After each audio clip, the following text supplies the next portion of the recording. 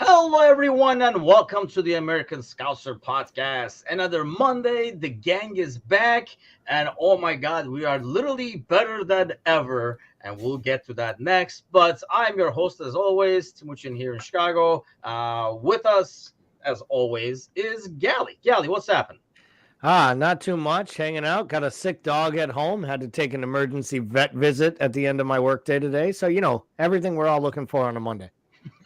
That sounds like a perfect Monday. But speaking of perfect, we have Bickler here, who has finally moved out of the stadium or got kicked out of the stadium eventually and has his brand new wall behind.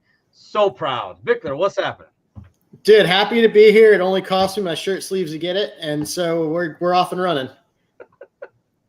Yes, this looks almost a little scary. But what's more scary is this week's trivia. Ryan says, "Sun's out, guns out." Listen, the way the housing market is right now, I'm dipping my toes slowly into OnlyFans and making it happen. Okay. Scary, scary, scary. And please, whatever you do, don't share that handle or any links in the comments. Yes, please don't. Please don't. Want to keep going here. Okay, so let's get to trivia first. This is until BJ returns. These steamy Houston. See, what goes around comes around. Alan, you were bragging about how nice and warm it was while we were freezing our ass off in winter. Now you can enjoy the steam of Houston over there. Pretty decent in Chicago, actually. But let's get to trivia. Until BJ returns, usually I'm looking for trivia. Then I run into some interesting stats that kind of shocks me. And I'm like, I bet you it will shock these guys too, and they'll never get it right. So I make it the trivia question. So we've been talking about a couple of weeks, obviously. One of them is pretty much a done deal with Henderson. Once Fabinho's vicious dogs get figured out, that should be like a complete deal as well. Heads up if you have a French somewhere. Okay, Fab and Hando. I'm going to give you guys the number of appearances they've made, and I want you guys to give me the total number of goals and assists they've had during this period. Pretty simple. Any questions before we move on further, Bickler? Nope. Now we'll try to ruin it. Why'd you ask me, dude? It's pretty simple, but yes, give it a shot. Let's start with Fab. 219 appearances, goals and assists. We'll start with this one. We'll start with you, Bickler. Is this thing on? 200 plus apps. I mean, I'll go 15 goals. Seems low, but I'll go 15 goals.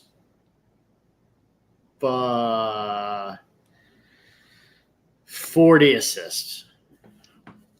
Gally, what do you got? Gally's over there doing math. That's bullshit. Gally's like. I thought about the 15 actually sounded like possibly like it might be a little high to me. So I'm actually going to go a little lower. I'm going to go 12 goals, 25 assists.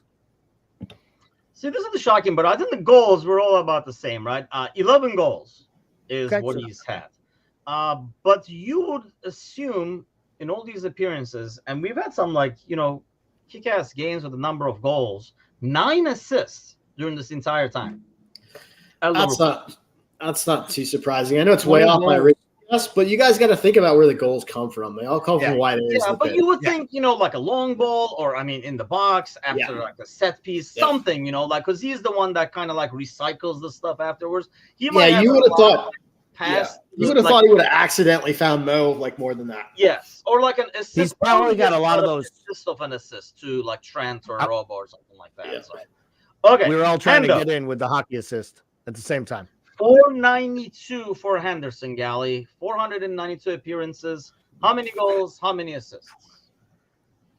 I'm even more depressed that he was 8 appearances away from 500, and he's going to get them in fucking Saudi Arabia. Sorry. 492. Otherwise, good way to stall for Bickler to find some more time.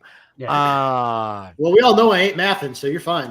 Yeah, that's a good point. And if you did, you would just give us some crazy ass answer like 73 plus 2. Hey, that's offensive. Come on. Yeah, see, with Bickler, I'm not worried he's gonna Google the wrong name or something. So like, there's no concern there. He'd read off Gerard's stats. He had 100. Ibrahimovic, I got him right here. Like, all I got is Harry and the Hendersons over here. Okay?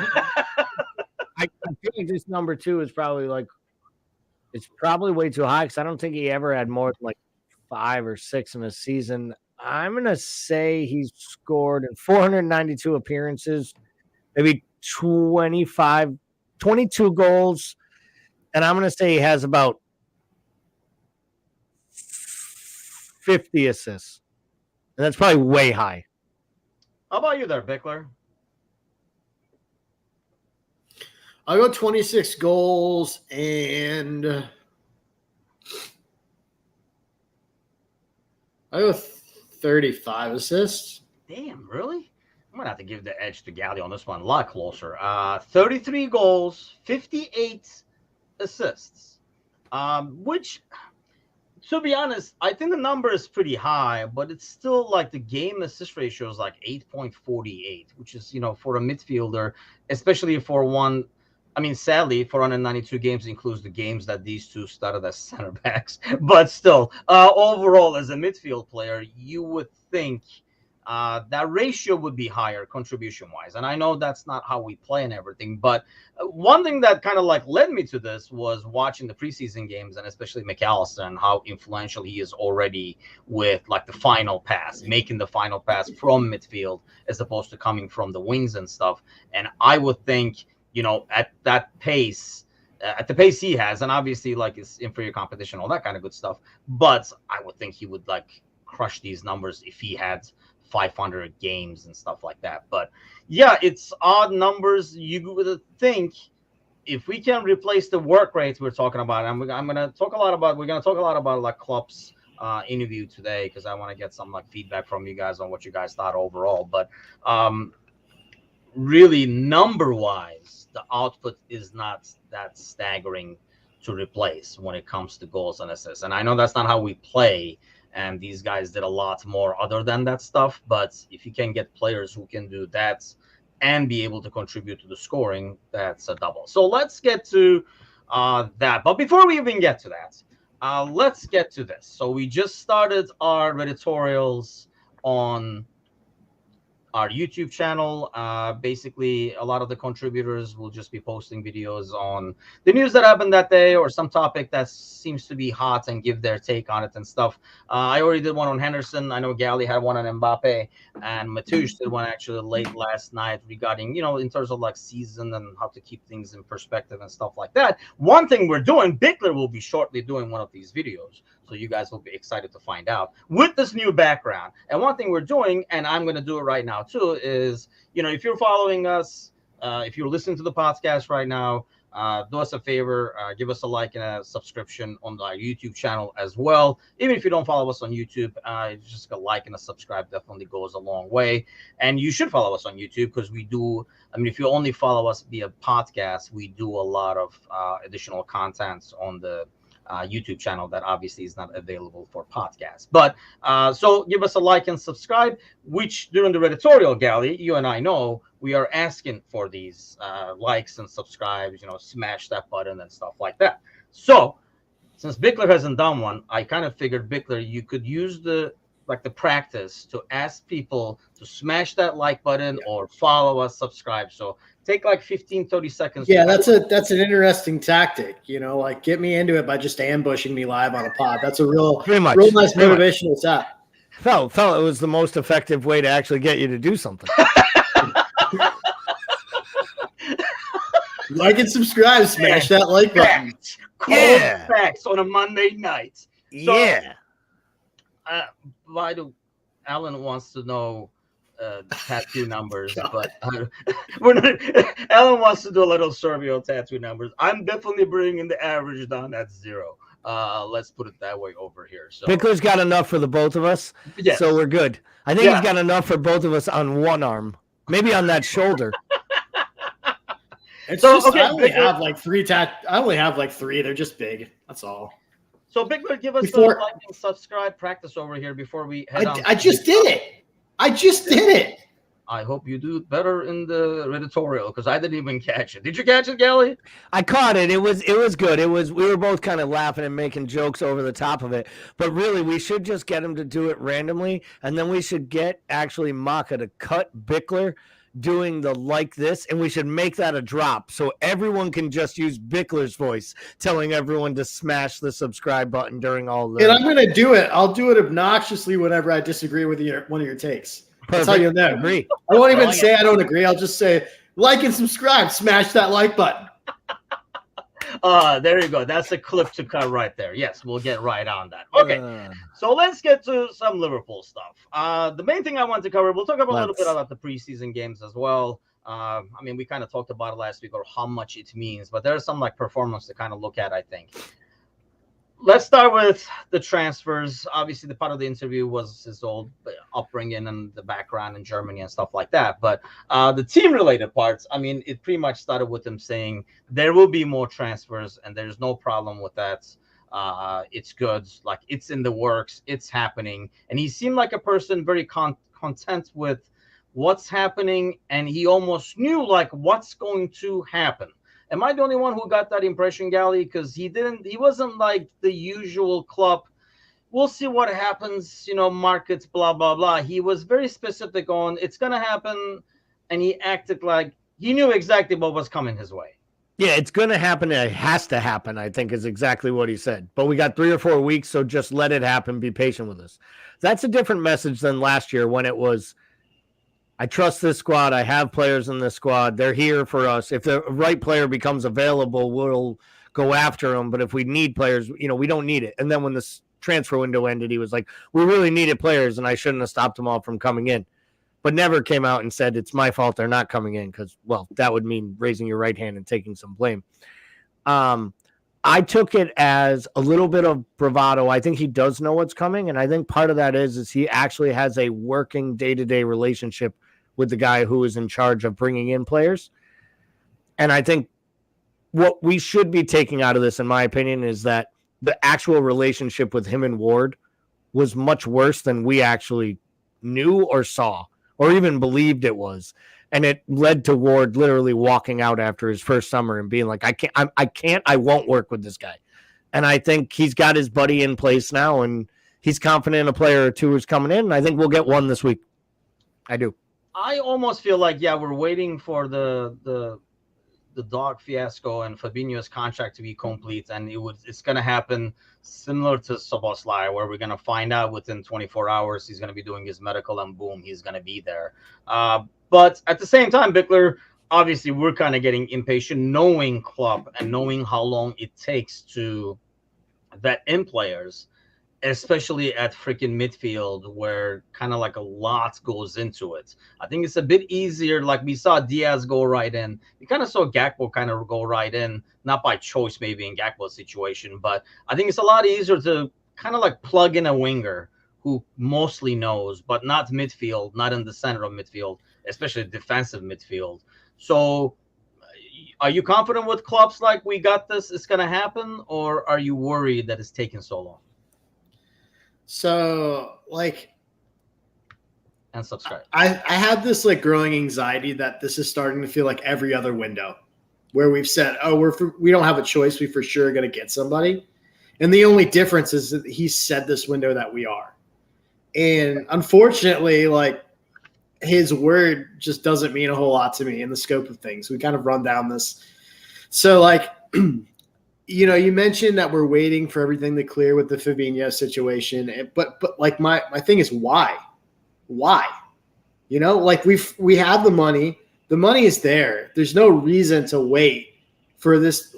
So say something dramatic happens and Fabinho doesn't move. I don't that the chances of that happening are single digit small, but say that happened. Say he didn't move. I still think we need a midfielder. So, I just don't understand. I don't understand, why you would wait for things to clear the books right now. I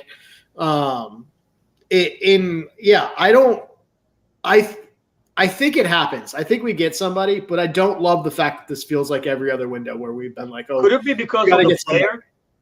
Like, could the player be waiting to make sure that spot is open for them? Let's say, you're talking Lavia and he's considering it. It's possible, but I mean, this just goes back to Jurgen needing the ability to sell a system that rotates to protect players and to have real depth, though. That's another manager issue. If the player is waiting, we haven't learned, or he hasn't learned, that the system has fundamentally got to change. So that doesn't make me feel great either. But we'll see what happens. I think you're right. I do think we will get somebody. I feel like I don't feel like we're any deeper. That's my huge issue. I don't feel like we're deeper going into this year in the midfield. What do you think, Gal? Like I said, I'm just making that up as a possible reason that, somebody who wants to come in says, well, I do want that spot open, though. I don't want to sit behind Fab all year, because he does know probably Klopp, and if Fab is there, he's going to be starting all the time. What do you think the reason for the wait is? Is it waiting for the wrong guy? Trying to, because it's almost like if Fab is gone, it's not like we're going to be in a better bargaining situation, or will we be once the season starts and they're like, hey, nobody else is in the market for this guy, so now give him to us for 40? Because you're also disabling the other team to get a replacement if they're gone. I think they want the cash in hand and to know that they're selling a player for 40 million that they didn't intend on selling, because I think that they have fire, they have embers out in a bunch of little fires, and they have to decide which one they want to really ignite. Some people believe Lavia is done and it just needs a rubber stamp, and as soon as Fab's gone, he comes in and we pay Southampton what they want. Others think that they are still holding out hope that Real Madrid is going to swoop in and buy Mbappe right at the last minute, and that we'll be forced to sell one of the prize midfielders, and then we'll actually stump up real money and invest above what we're buying and try to get a higher level player. I do feel like there's an issue that there's a race for number 6s all across Europe, and there aren't any really top-notch ones available, yet the prices being quoted for everyone is high level. I mean, Paulinho at 80 million is a joke from Fulham. Crystal Palace wanting 60 million for Decore is crazy. Lavia having less than 40 starts and them wanting 50 million for a teenager is pretty insane. But these are the prices being quoted, and Declan Rice just went for 90. Yeah. And, these are the reasons for this. And I just feel like right now we're out there making sure that we look at everything. And at the end, when the music stops, I do believe that we'll have 2 more players come in. And at this point, I think they're both going to be in the midfield. To Paul's point about the depth, we weren't that deep last season. We talked about it. They were just injury-prone players that didn't actually make an impact. We are going to have to deal with the fact that part of the depth this year is relying on kids. It is Bajcetic, it is Harvey, and it is Curtis Jones. They are 3 of our depth, and we bought 2 starters. Can we get 2 more is really the question. And I think the more I look at this preseason, Klopp, inverted or not, Klopp looks like he thinks Trent might be an option in the midfield. And I don't even think that's because of numbers right now. I think he really is starting to see him as a midfielder, and Connor Bradley's making an argument that he's a better right back. Is he, though? He was the second highest rated player today, and Klopp talked about him personally in both press conferences. Talking about how well he's played. Paulinho too, but we were talking about that before we started the show. But he's the guy. He's the guy who he is the guy who started. He could have started McAllister at the 6. He could have started one of the kids if he wanted to. I mean, he started Trent in back-to-back matches in the actual 6th position and raved about how well he played. I don't know because I haven't watched it, but I just read what he's saying. He's saying all the right things, that either Trent is in that position or in the running for that position, or it's going to be some form of a double pivot more often than not this year. And that might change the profile of the player they're looking at. And that's the thing. I think, we're looking at, the number of players. And I think, in terms of depth, I agree with Bickler. Yeah, the numbers got really, really thin. But in terms of number of people available is probably, or regularly available, you're hoping is about the same. But you got to figure, Curtis had problems in the past. It's not like all these, Szoboszlai is, has a knock right now and stuff like that. So it's no guarantee that whatever we have is going to stay healthy now because they were healthy in the past. No. I guess the question comes then, Bickler, is are you more looking for two guys for that depth, or a guy like Galley's saying, more a higher profile guy that's going to be a guaranteed, not a guaranteed, but like a starter? And, you know, you're okay with just bringing one solid starter, whether it be Decora or Foligno, like, you know, or Lavia. If I was bringing in two players and they were both going in the mid, I would want at least one of them to be a lock starter and one to be an understudy. Preferably, I mean, I think we need despite what's going on with Trent, I still think we need a lock starter for somebody that plays a more defensive-minded midfielder. I know McAllister can do it, but it's like you don't like just because he can doesn't mean you want him to. So, because honestly, if you rewind like 3 weeks back, our names in terms of like the depth chart maybe we had for that position, both of them have moved on. I mean, you would have thought Fab, and then you could have seen Hendo starting that, you know, more of like a defensive role with the age and stuff like that. And we've basically lost both of them. So next topic I want to get to, and this is where I was kind of confused with what he was really saying. Overall, you listen to the interview and it's very promising. I mean, honestly, it's kind of hard to go into an interview like that and say the wrong things, I guess. But he said two things, Yali. He said talking about like a reboot, and, you know, obviously we have a lot of young players and we need that reboot, and, you know, fans want the same guys, but still the reboot, that's not going to happen and stuff like that. But then he also kind of like touched up on the fact that we were very close. I know he was mainly talking about Champions League, but he mentioned that we were very close. Were we really that close? Like he mentioned a couple of games, like penalties missed and stuff. Because I could have, you know, obviously it's LFC TV, so that's not going to happen. But I could have flipped that question, and there were so many games, like the Newcastle game with Carvalho's goal and stuff, where we had really no business winning 3 points either. We were not close. Is he just saying that to make the task not look so damning? Yes. I mean, let's be real. We weren't that close.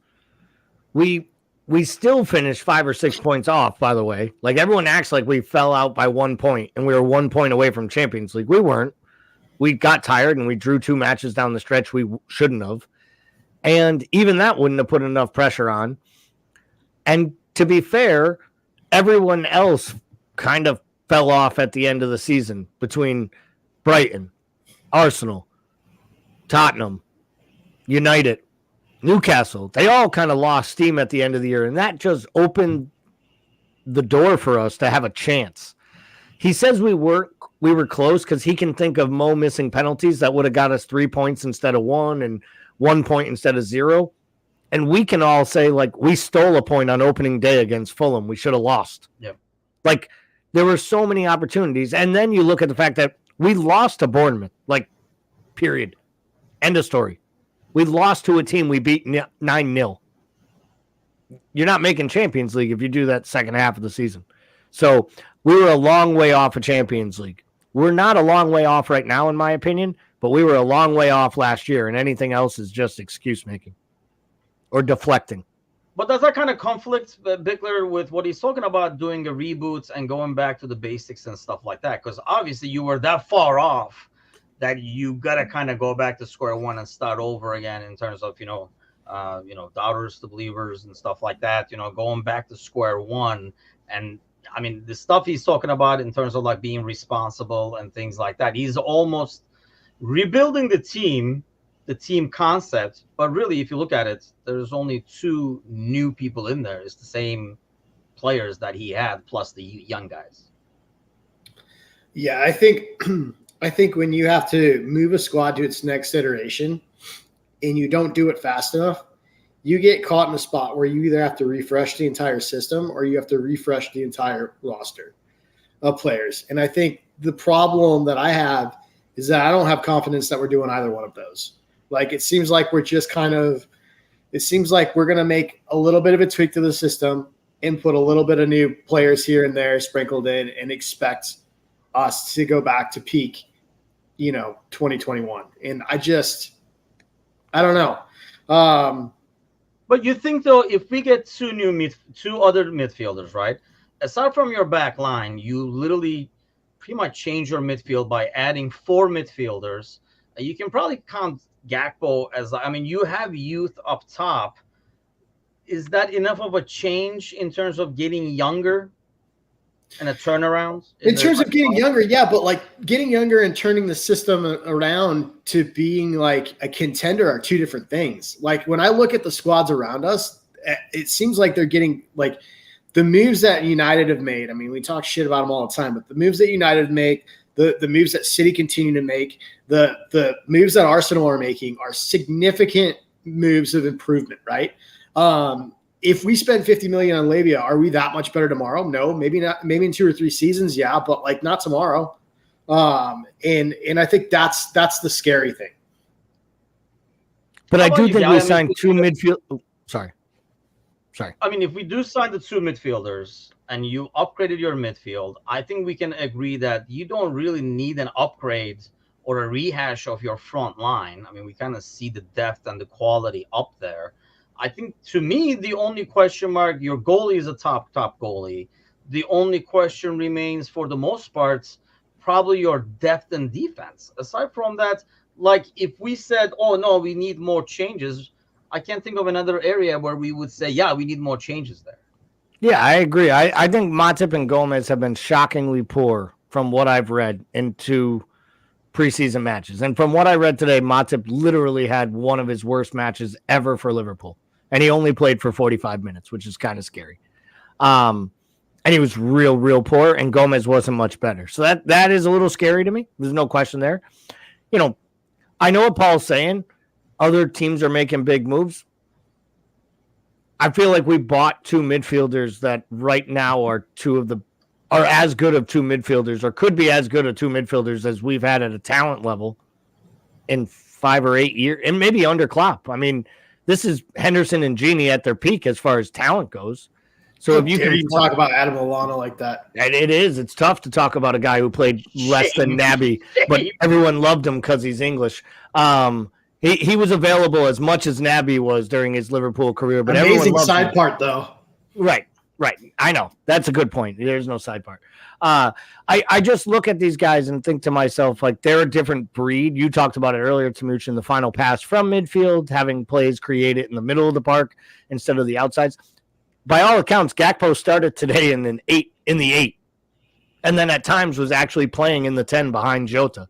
And they dropped McAllister back and were playing more with him and Trent kind of in a double pivot. So who knows? Maybe the combination of what they're seeing out of Jota, who's looked really fresh and good, Darwin, who arguably has been the best of all the attackers so far over 2 matches, like, we might be about to unleash what Paul's been asking for. Like, maybe Klopp needed his hand forced, and Carvalho can cry and whine at his German camp about why he wasn't given a shot.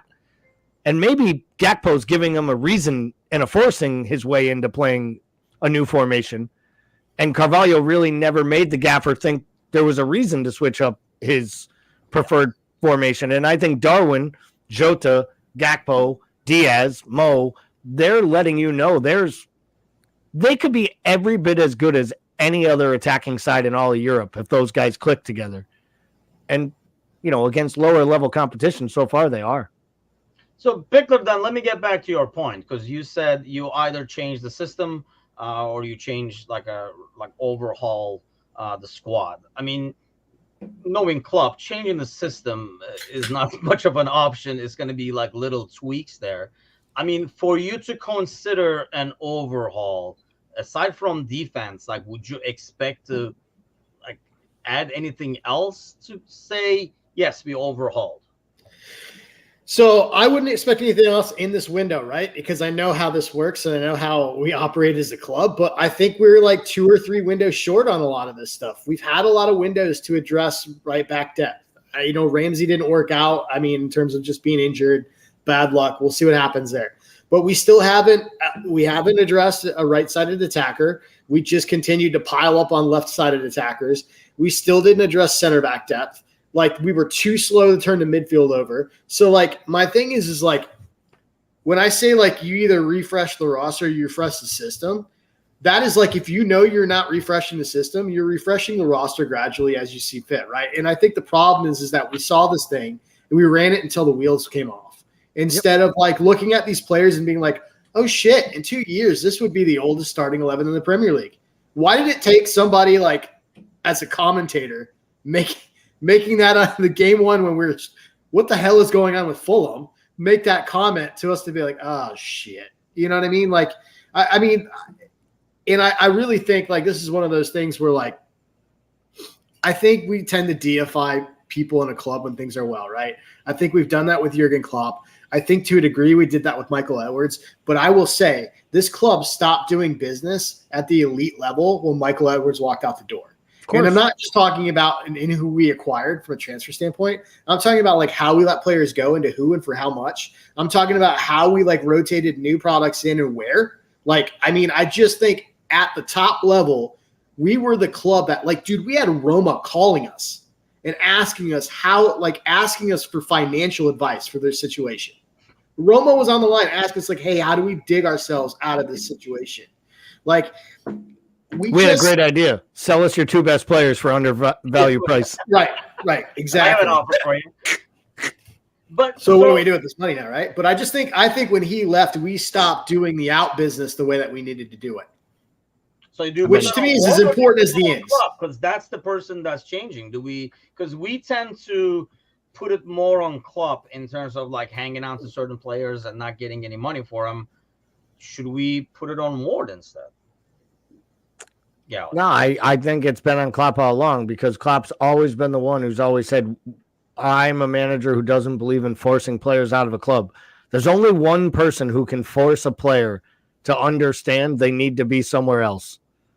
And Pep's learned how to do it better than anyone because he forces like young players like Leroy Sané to ask to leave, and then they get huge fees.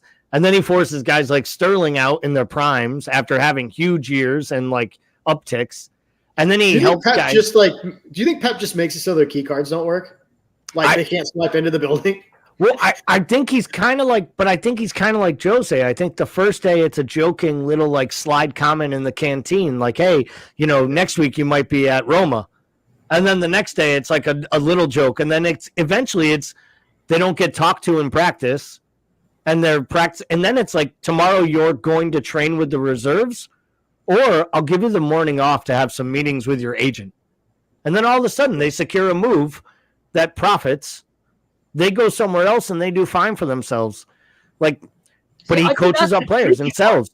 The tricky part is still being able to, because I mean, you can get as people, you know, like when you manage people, you can get them. There are ways to make them want to go instead of you making them go. But I think the trick that they've had, Gally, is the fact that they've kept value at it. Usually, when the word gets out that the dude wants out and he doesn't want to play, you kind of sell him at bargain prices because, you know, everybody knows he wants out.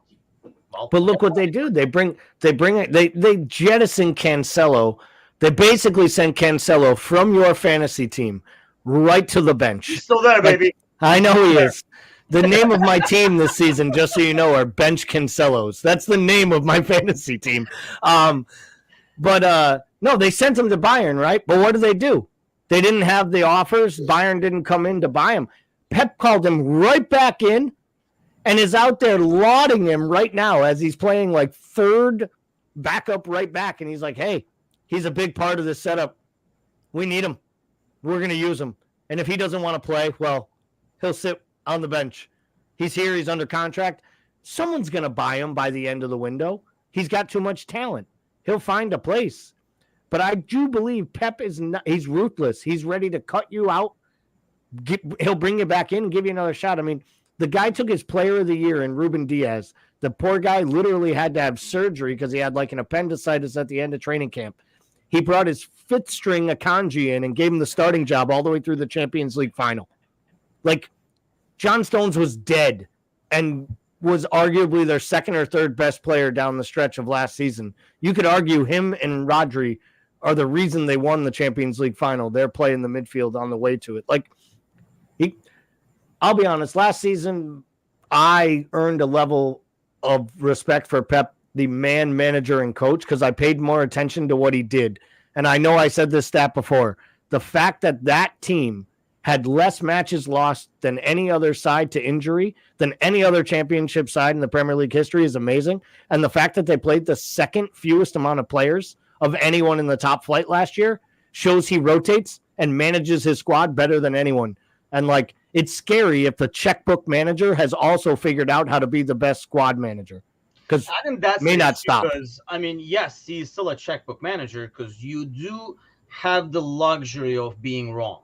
And you do have the luxury of, buying somebody at 40, 50. Calvin Phillips. I guess it just didn't pan out. Whereas for us, when we spend that much, he better be a lock. Because crazy though is they had the best summer transfer window with a positive net spend and got the best player on the market. So it's like top to bottom, they're just smashing it from a business standpoint. But I do know what you say about this. Let's go back to us because that's the point that I was trying to get.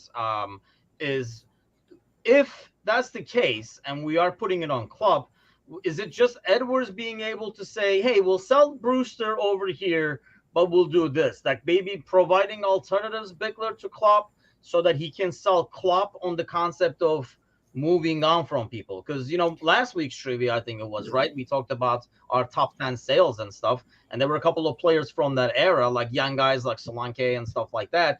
Was it because Edwards was able to sell this concept to Klopp, or Edwards had more pull than Ward ever did?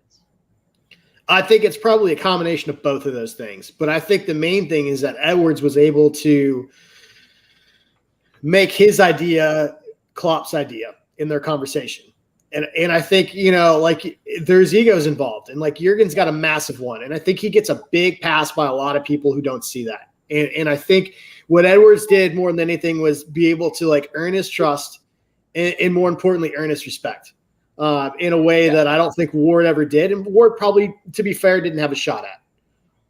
Yeah, I think trust is probably a big thing, right? And I think when you have a track record of success, it's a lot easier to swing by your next idea. If I come to you with 3 winning ideas of a new product, the fourth one I come up with might not be as hot to you, but you're like, well, this guy knows freaking something. Yeah, I guess why not? So I think that's probably part of the deal. Because, like I say, this is like a new era now. Well, a temporary new era, I guess, because he's not here for like long term. But I'm hoping it's a better working relationship that kind of it just sounded like it's from this interview. The way Klopp talked about transfers, he sounded like a guy who's more in the loop. Maybe, it just came across like that, but he just kind of sounded like it. So let's go back to another thing he said. He talked a lot about responsibility on the ball and off the ball. I don't know if you guys listened to the full interview, but when he says that, Bickler, who do you think that, obviously it's directed at players, but do you think it's directed at certain players that they would just kind of wait and see what the other guy is going to do when we are on the ball? Not enough movements, everybody kind of playing for themselves a little bit, because that's how I take that as, especially the on the ball stuff. The off the ball stuff, you can say laziness, work rate, and all that kind of things. But when somebody says on the ball, I take that as I'm not making that run to make your life easier, and we're not working as a unit. But do you think that's targeted just in general or specific characters he's going after? I don't know. I don't know if that's targeted anyone specifically or just a general. I tend to think that's probably just a primary focus in general for this team, especially with the amount of new blood in it. I do think it's interesting that comment comes off the back of the Curtis Jones interview, where Jones talks about how essentially, I don't know how he was asked about this or how the question was phrased, but Jones basically said, when I stepped out there, my mindset was, how can I advance the ball and get this ball in the back of the net? In the second half of last year, he said he developed the mindset of, I need to come back into these certain areas to recover, to cover spaces, to provide outlets, to track runners, to be a secondary asset in certain situations, to sit in the half channels. These things that he said weren't even on his radar. He didn't think about coming out. And he said when he started to develop those things, it became second nature to him, where he just genuinely enjoyed doing those things because he felt like it was part of his game. And I thought that was really interesting because we talked about Jones a lot last year and how we'd never seen this player before from a professional standpoint and from like an actual like skill standpoint. And it almost makes me think that like Jurgen Klopp had this exact same conversation with Curtis Jones behind a closed door. It was like, look, you want to stay here? You have all the talent in the world. You're young. These are the things you need to do, like to be here at the base level, to be a part of this squad, period. Or we move you. And like, so I don't know if it's targeted at anyone specifically or just like maybe he saw Curtis Jones do that. He's like, we need more improvement across the board in that area. And I guess that's a good example to show others. And I almost felt like part of it, maybe in my back of my head, because Bobby is gone. That was a player that was like a perfect example of, Gally over here doesn't appreciate it, but most of us did. This is for the original number 11. But what he did in terms of like off the ball and being selfless, that's what made him great. And let's face it, that's what made Hendo great. It wasn't like on the ball. So it's a lot of like what he did. You think it's more like a message that's the biggest thing that we got to replace and get better at, because we did lose 2 of the players that probably did it the best. And their biggest value was that. And not to mention, obviously, it's something that you want to instill across the board with newcomers included. Yeah, not disagreeing with Paul at all about that, because I think it was more a general statement. But the Curtis Jones thing, I think, is a great point to make, because I think probably if you gave me the off-the-ball conversation separately, right? Mm-hmm. And you said, who's he talking to? Pick 2 players out from last year. I'd probably be like Trent and Curtis, because Curtis at times would just get lackadaisical, fall asleep at times in midfield and drift, go too far forward, create space behind him, and put his whole defense at peril.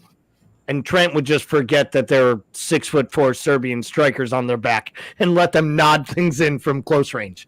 Like multiple times when we'd be like, how does he not know that guy's there? Paul said it one day in our chats during the match. Like he just shut off to the point where he just allowed a player to drift behind him and then just watched him. Didn't even like tackle him, kick him. Like it was almost more criminal. The response was worse than the mistake. And so off the ball, I could see that. The only one on the ball, maybe I think he might be talking to, is Darwin. And I don't think it's actually like a criticism of him as much as you need to recognize those runs were there for you to make that would make other players better. And we want you playing through the middle of the pitch, even though you like to play on the left because we have too many left-sided players. So I think maybe it's a challenge to him. And I really do believe like a lot of this season's like whether we're like a good team, a team that can finish third, or a team that can like challenge for a trophy. I think like what we get from Darwin this year, because I feel like I know what we're going to get from Gakpo, and I think it'll be better than last year. Hey, but speaking of 2 wild guesses in the morning, so let's get your guys' take, because Anan actually predicted that he would have more goals than Mo. So we have a little side bet going there. But let me ask you guys, because we were talking about this morning in terms of his total goals and assists. Where would you predict that, Gally, this season that you get from Nunez? I hope goals and assists combined is north of 30. Okay. And I think that's a really good year. I think it's a like exceptionally great year if it's north of 40. And I think if you do that, then like we're starting to really cook with gas here. How about you, Bickler? Like, where do you see him? What do you see him bringing? And I think when we were talking about it, we kind of maybe assumed that that spot is still Gakpo's to lose. Obviously, we don't know if there's going to be a tweak in formation and stuff like that, which almost enables Nunez to play maybe more in the Europa and against like inferior teams where he can pad up some stats too. Oh God, Darwin's a tough one, man, because his floor is so high. Like his baseline is so high and he's still so young. I could see him having a big year. I could see him going over 30 easily. Like I don't think he's gonna put in more production than Mo on goals and assists. I just don't see that. Nobody's like the only one that's come close was Mane when he was like the best left winger in the world, and he still didn't he still didn't beat him. Granted, Mo's aging. I think we are going to see Mo start to decline. I think there's too much. I think Gakpo really puts a wrench in this thing, and so does Jota. And I think he's going to really have to push for some minutes in places. But I think I do think he has a big year though. I could see over 30 easy. Good problems to have. I mean, that's for sure, right? When we talk about the front line, and it's kind of like hard to, because Jota's form, we've seen Gakpo and what he can do, and I mean, he's young too. We're talking about some young players with like a really high ceiling. So going back to your thing, Gally, you said that was off the ball. On the ball, right? If I say this in the locker room, we're all standing around, and Klopp says, hey, we got to be, more responsible on the ball.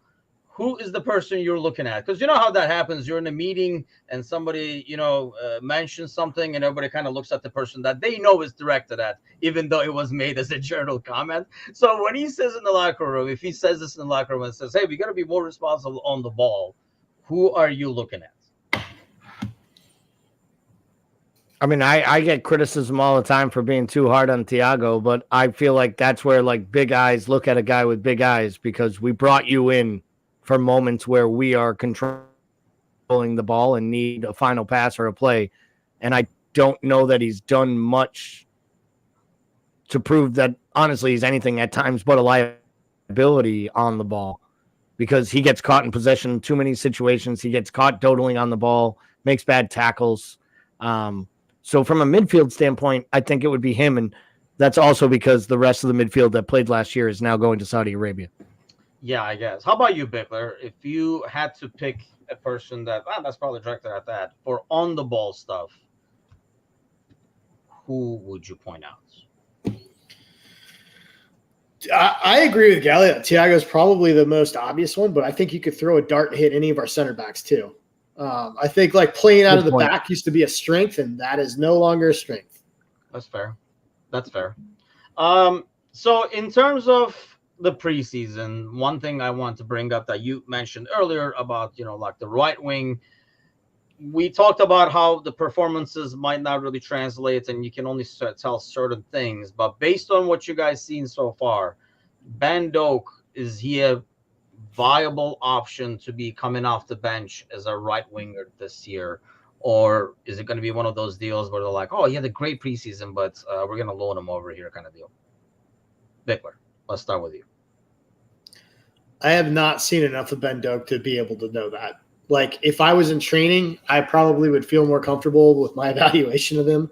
But, I mean, we've seen this so many times.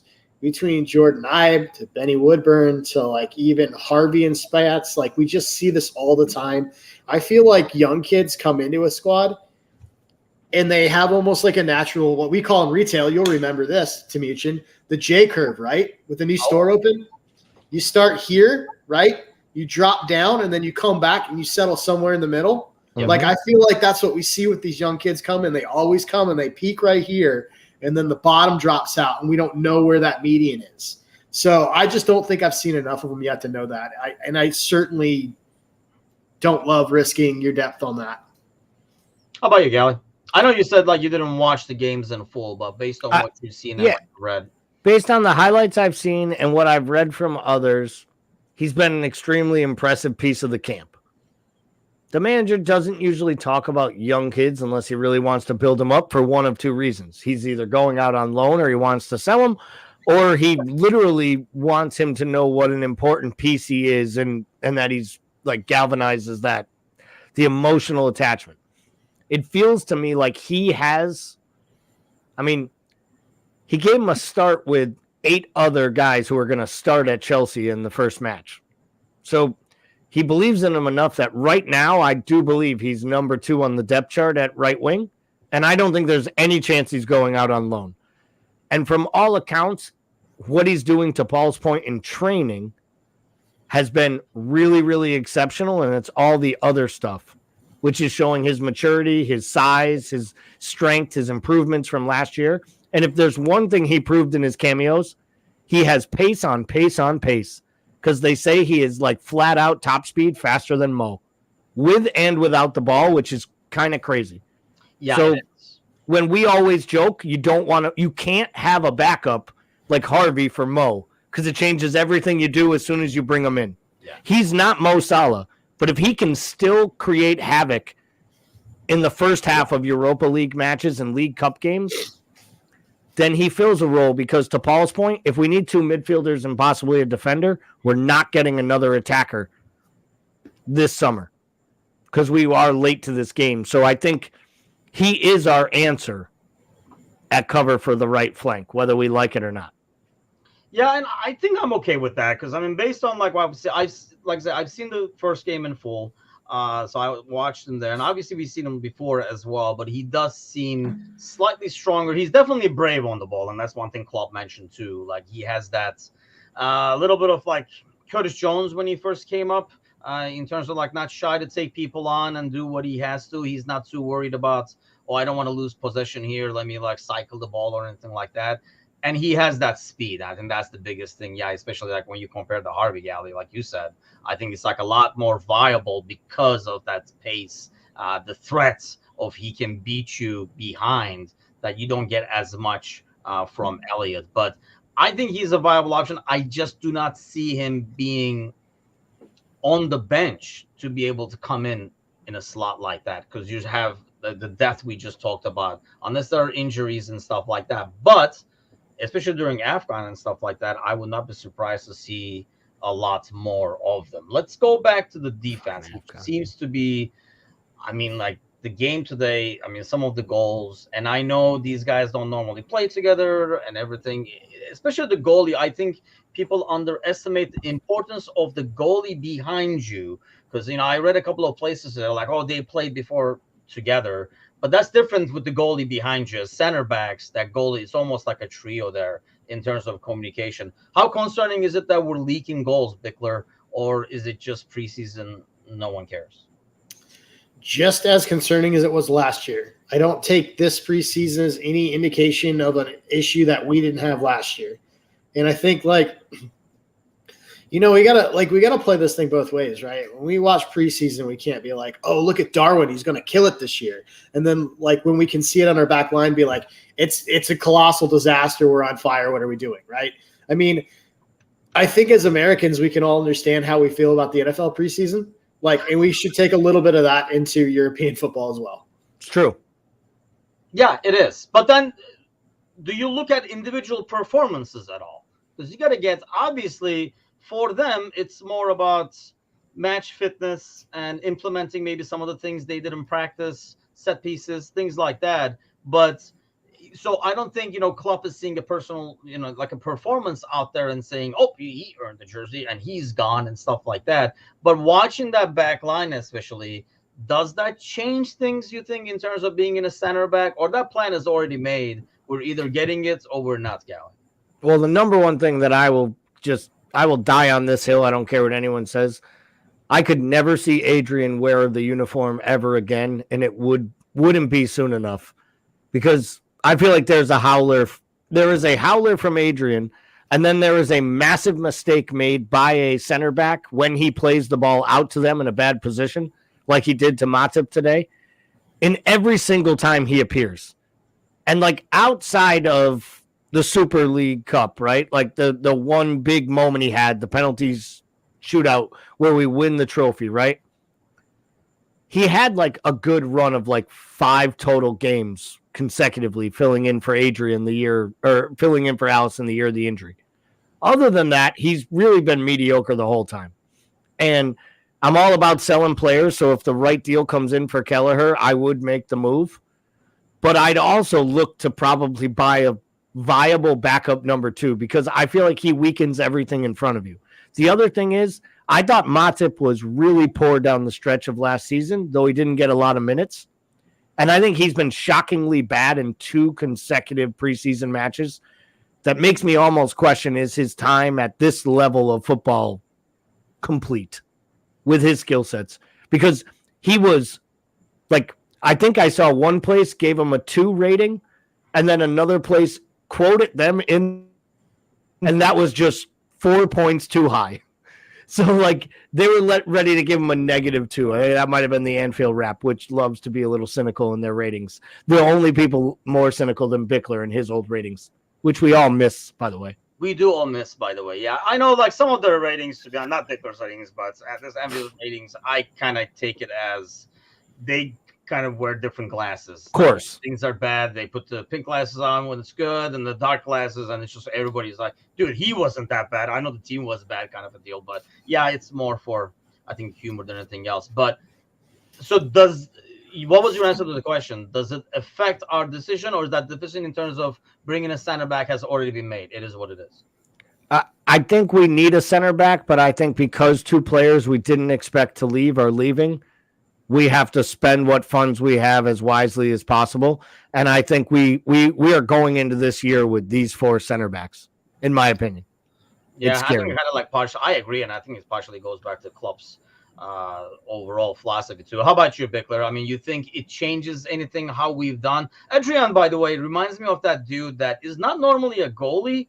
And, you know, the goalie didn't come to the pickup game, and you're like, hey, man, you want to be in goal? He's like, I'll be there, but I'm not good. And then he just kind of like plays like lackadaisical passes, or like, I told you guys I wasn't good, kind of thing. So he gets out of it. He reminds me of that guy you play pickup soccer with. That's a great analogy, except for he can't speak English either.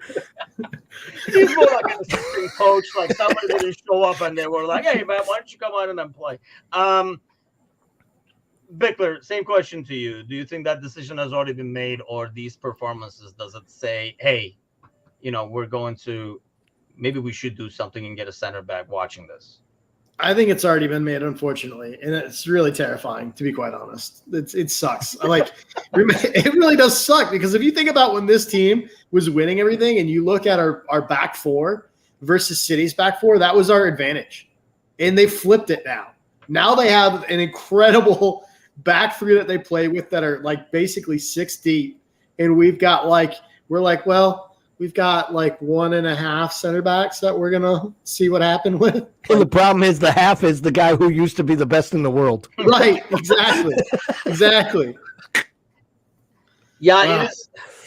I do agree that the plans are probably different due to the Fab and Hendo thing. I think Gally makes a good point there. It's just kind of like might have shifted what we were going to do initially. But I don't even know we were initially like the guy we wanted, the Van dude, either or we didn't want it. It was just a rumor. But the guy we really want for that position, and I'm okay with. I think that's one position that I'm okay with getting exactly what you want, and not settling for somebody that's he's good, but he's just not as fast or something like that. Like I just think like we had dude, there's a dude out there who happens to be one of the best center backs in the entire fucking world, who has gone on record as being a childhood Liverpool fan. What are we doing? Like what? You guys are laughing, but it's so fucking obvious to me. Like, what are we doing? What else does the guy have to do? He has pictures. It's like the opposite of what we're doing with Tchouaméni, who has said 9 times that he's not coming, and we kept being like, well, like maybe though, maybe if we ask. You're telling me there's a chance. Yeah. And then Real Madrid's like, there's no chance, and the dude like likes it, loves it, puts one of those this gifs pointing up at the comment. We're like, well, we'll see. And we're like, but we've had secret talks, and we're obsessed with signing you. It's like the Valverde thing. Like, if I see one more time, Liverpool is obsessed with Valverde. You know who else is obsessed with Valverde? Every fucking club in the world but Real Madrid. You know why? Yeah. He's a world-class talent that makes every team in the world better. You know what team he's going to play for next year? Real Madrid. On this, well, the Saudis kind of threw a wrench in these Mbappe dreams of what you were talking about earlier in the show, Gally. Like maybe they have to fork out money for Mbappe, therefore they might have to sell one of these guys, and maybe Tchouaméni will change his mind. You never know. We'll end up with Danny Ceballos showing up. Dude will just show up like pissed off with his head down. Like they finally gave me an extension. Now I got to go to Liverpool.